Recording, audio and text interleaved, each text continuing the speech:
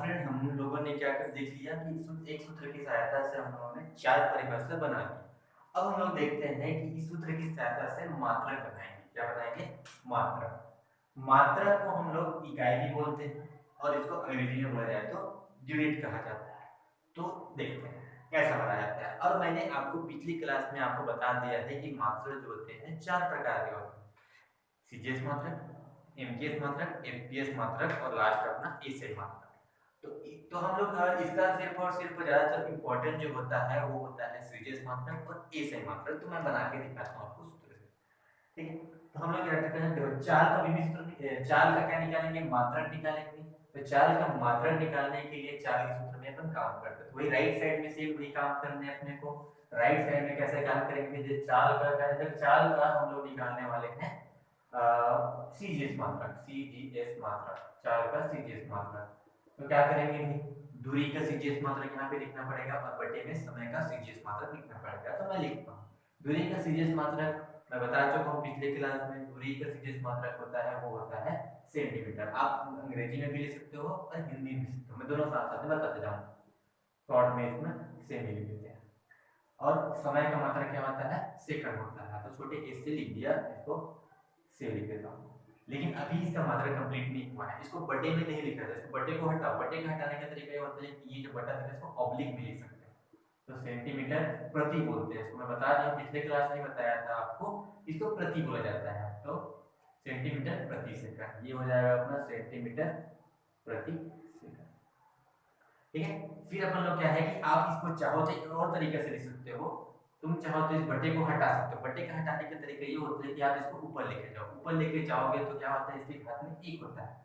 एक घात तो ऊपर जाके क्या होता है, वो माइनस हो जाता है। तो इसमें मैं लिखने वाला हूँ, तो क्या लिखने वाला हूँ? Centimetre second minus. इसी प्रकार इसको कैसे लिखूंगा? Centimetre second minus. लेकिन लेकिन अंग्रेजी में ये होता है कि आप यहाँ पे कुछ नहीं लिखते हैं। यहाँ पे सेंटीमीटर और सेकंड के बीच में कुछ नहीं लिखते हैं, लेकिन हिंदी में सेंटीमीटर और सेकंड के बीच में डेश या फिर हाइफन लिखा जाता है। मैंने आपको पिछले क्लास में बताया। एक रूल और बताया था आपको कि आप जब भी मात्रक लिखेंगे तो कभी लास्ट में डॉट का उपयोग नहीं करेंगे, चाहे वो अंग्रेजी में लिखो चाहे हिंदी में लिखो। और एक बात ये बताया था कि जैसे वैज्ञानिक का नाम आता है, ठीक है, तो हम लोग क्या करते हैं, बड़े अक्षर में लिखते हैं। सेंटीमीटर कोई वैज्ञानिक का नाम नहीं था, सेकंड कोई वैज्ञानिक का नाम नहीं था, इसलिए इसको बड़े अक्षर में नहीं लिखते। तो मैंने आपको सीजीएस मात्रक बता दिया। इसी प्रकार हम लोग एसआई मात्रक बना सकते हैं। मेरा बताने का यहाँ पे मकसद ये था कि इस सूत्र की सहायता से मैं आपको कोई भी मात्रक बनाना सिखा। तो मैंने मात्रक सूत्र के हिसाब से आपको बना के बता दिया। अब हम लोग पढ़ते हैं इसका विभिन्न सूत्र कैसे बनाएंगे। तो मैं इसको मिटा देता हूँ।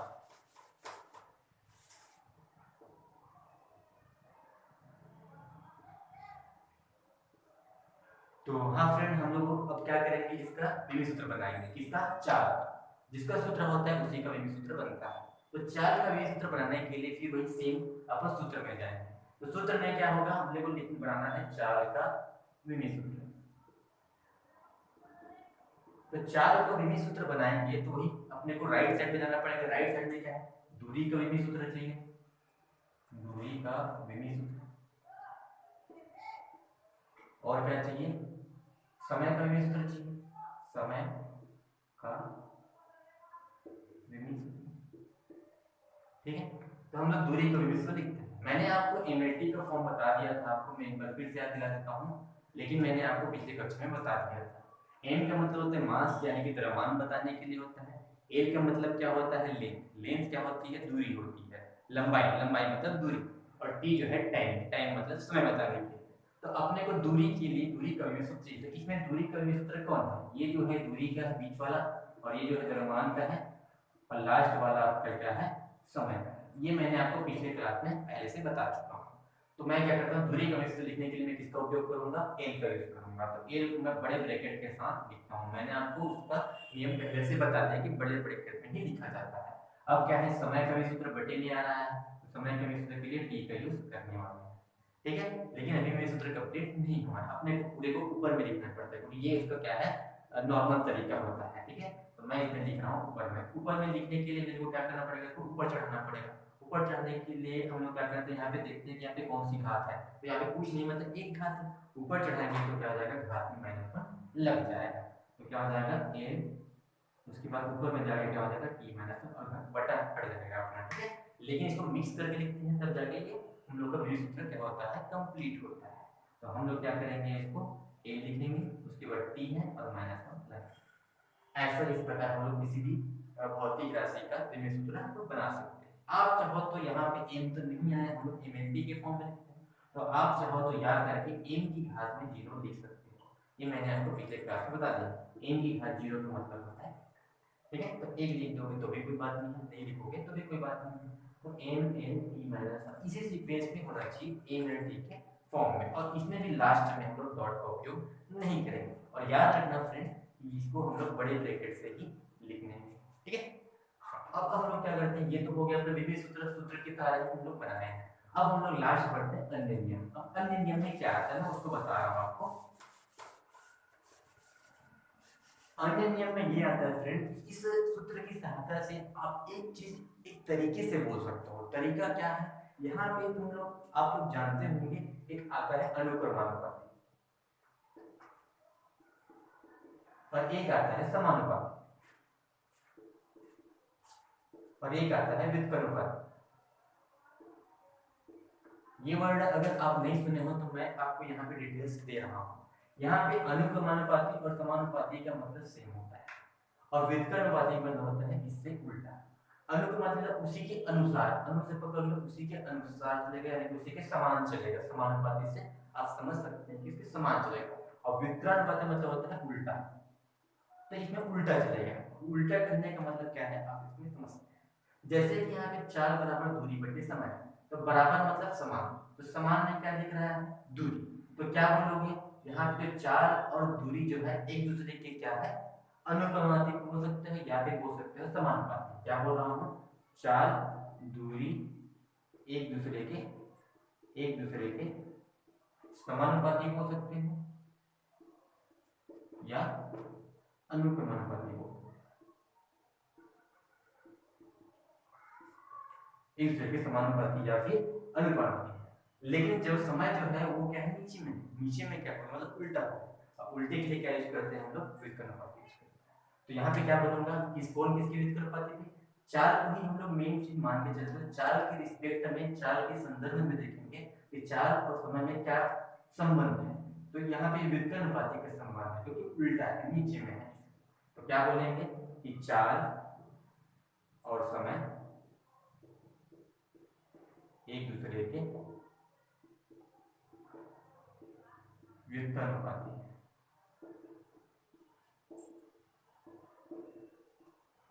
तो ये कुछ क्या था अपना सूत्र की सहायता से अन्य नियम देखिए।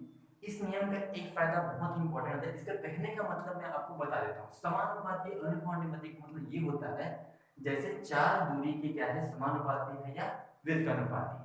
इसका मतलब ये होता है कि दूरी जैसे जैसे बढ़ेगी, दूरी जैसे जैसे बढ़ेगी, दूरी अपने को ज्यादा स्पीड से यानी ज्यादा चार्ज से क्या होना पड़ेगा जाना पड़ेगा। उसी प्रकार अगर समय के रिस्पेक्ट में देखा जाए 4, तो इसका मतलब ये होगा कि अगर मैं उल्टा चलेगा इसमें काम, उल्टा करके जिस समय को मैं आगे कर दिया मैंने मतलब बहुत ज्यादा समय दे दिया, तो आप आराम से चलेंगे। आराम से चलने का मतलब है कि आपको चाल को कम करना पड़ेगा, कम स्पीड में भी आप ज्यादा समय लेके ज्यादा दूरी कवर कर सकते हैं, कहने का मतलब ये है। और इसका एक और फायदा होता है कि इससे आप एक सूत्र बना सकते हो, नया सूत्र बना सकते हो, वो चीज बना जैसे 4 को अंग्रेजी में हम लोग लिखते हैं स्पीड, तो स्पीड के लिए हम लोग यूज करने वाले हैं एस, कैपिटल एस बड़ा वाला है। छोटा वाला एस अगर लिखेंगे तो सेकंड को बताता है फिजिक्स में, तो एस लिखिए। और दूरी के लिए हम लोग डिस्टेंस बोलते हैं, ये मैं पहले बता चुका हूँ पहले क्लास में। तो डिस्टेंस के लिए डी यूज करेंगे छोटा डी, और समय के लिए हम छोटा डी करेंगे, ठीक है। तो यहाँ पे हम लोग एक सूत्र बना सकते हैं, कैसा सूत्र भी अनुक्रमानुपाती है, तो अनुक्रमानुपाती मतलब किसका अनुक्रमानुपाती भी स्पीड और डिस्टेंस, 4 और इसका दूरी दोनों क्या है अनुक्रमानुपाती है। तो जब ये अनुक्रमानुपाती है तो इसका क्या मतलब, इसका कोई मतलब नहीं है। इसका कोई मतलब नहीं है तो आप इसका एक सूत्र बना सकते हैं, इसका कोई मतलब नहीं मतलब हटा दो इसको। तो हटा दोगे तो हम लोग दो चीजों के लिए, कितने चीजों के लिए, दो चीजों के लिए हम लोग क्या कर सकते हैं सूत्र बना सकते हैं। कैसा सूत्र भैया, यहाँ पे एक चीज के लिए S1 लिख देंगे इसको, और दूसरी चीज के लिए इसके बटे में लिख देंगे S2। सेम इसको तो हटा चुका हूं तो अपने पास D बचा हुआ है, तो इसको भी सेम सीधे में तो जैसा वैसे D1 पहले वस्तु के लिए D1 पहले वस्तु की दूरी v1 समझ लो, और दूसरे वस्तु की दूरी क्या हो जाएगी, d2 हो जाएगी। तो एक सूत्र यहाँ से बन गया। अब दूसरे कंडीशन में व्युत्क्रमानुपाती के लिए हम क्या करेंगे, व्युत्क्रमानुपाती ये जो स्पीड है यानी कि जो अपना चार्ज है वो समय की व्युत्क्रमानुपाती है, तो इसका कोई मतलब नहीं, तो इसका कोई मतलब नहीं, तो इसका मतलब है, इसका मतलब है, तो यहाँ से हम लोग क्या सूत्र बनाएंगे, यहाँ सूत्र बनाएंगे हम लोग, इसको हटा दिए दिमाग से, तो हटा दोगे तो उल्टा चलेगा, उल्टा कैसे चलेगा भी। अब पहली वस्तु के लिए हम लोग लेंगे स्पीड को कितना s1, और दूसरे वस्तु के लिए क्या लेंगे s2 लेंगे। अब इसका तो उल्टा चल रहा है, तो उल्टा चलेगा तो यहाँ पे s1 के सामने t1 नहीं आएगा, तो क्या आएगा t2 आएगा, और t2 के नीचे क्या आएगा, s2 के लिए क्या आ जाएगा t1 आएगा। तो ये सूत्र, ये जो सूत्र है, ये दोनों सूत्र, ये जो होता है वो कंपटीशन में बहुत ही काम आता है सूत्र बनाने में, और गणितीय प्रश्न सॉल्व करने में बहुत ही काम आता है। तो इस प्रकार फ्रेंड आप लोगों ने देखा इस सूत्र की सहायता से हम लोगों ने उसकी 4 तरीके से परिभाषा, मात्रक, ध्रुवीय सूत्र और अन्य नियम की कुछ ट्रिक देखी। यदि आपको यह टॉपिक अभी समझ में नहीं आया होगा तो आप इस वीडियो को रिवाइंड करके देख सकते हैं। अगली वीडियो के लिए आप इंतजार करें।